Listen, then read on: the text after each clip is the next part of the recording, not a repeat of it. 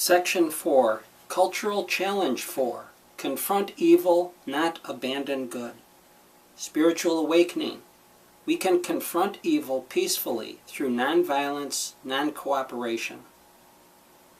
In the second part of the last video you viewed, you saw an insurance story example of using nonviolence, non-cooperation. God calls us to confront evil, not abandon good. We can confront evil peacefully through nonviolence, non-cooperation. It's not always easy. I must confront evil, not abandon good. There is a war of evil spirits going on.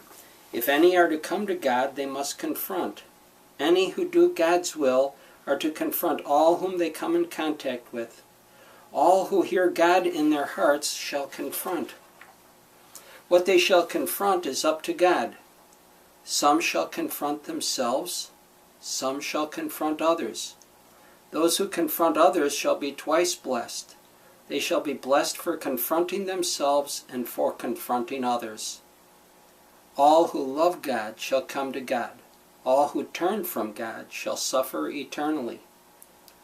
All who hear the one who confronts them shall be asked to account for their actions by God. All those who scorn the one who confronts them shall be scorned by God.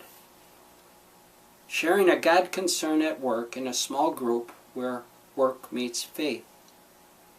Matthew chapter 18, verse 20, For where two or more are gathered together in my name, there am I in the midst of them. Our discussion group 3, Work. Sharing questions.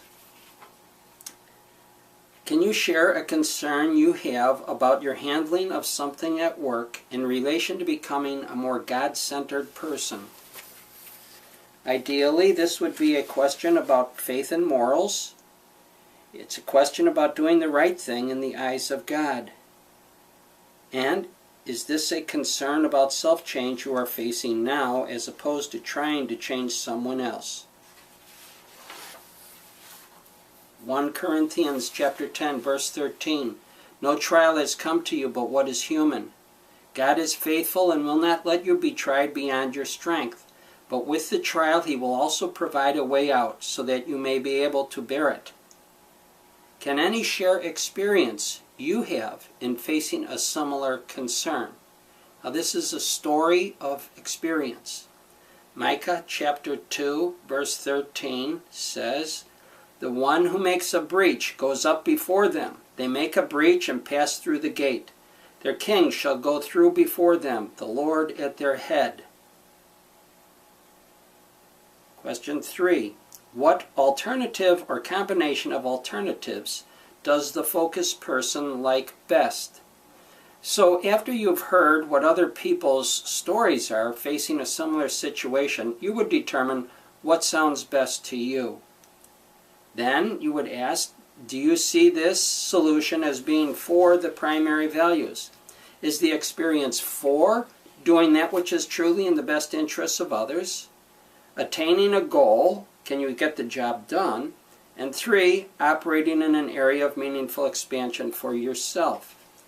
The rule is, if one or more of the values is present, and the experience does not go against any of the other values, you will feel good.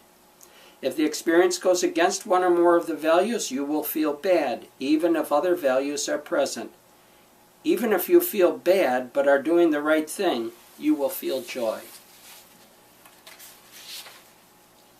So that's basically how the Work Meets Faith small groups also operate with that protocol.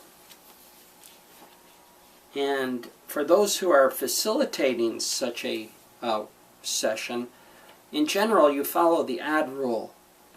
When you are tempted to say something in response to what a speaker has said, be silent and call on others to speak.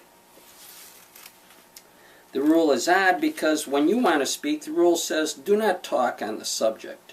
As a facilitator, the more you want to say something in response to what has been said in the sense of coming to some conclusion, the more you need to be silent and call on others to form consensus to resolve the matter. This odd rule will help shift the burden of choice off of you and onto the group.